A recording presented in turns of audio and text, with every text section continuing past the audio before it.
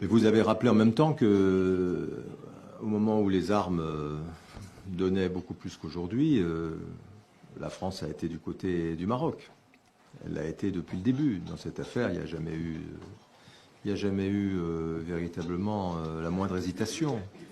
Je rappelle que l'armée française est intervenue, a ouvert le feu sur des colonnes des groupes, comment vous le qualifiez ici, enfin, du Polisario.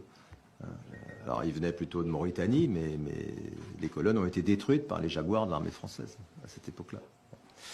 Ensuite, aux Nations Unies, à une époque glorieuse, mais où le Maroc était très isolé, parce qu'en 75, 76, 77, 78, la communauté internationale était encore dans de grandes idées post-coloniales. On voit un certain nombre de pays, je ne vais pas les citer, mais enfin, avaient peut-être plus d'influence sur la scène internationale que le Maroc, et que la France aussi.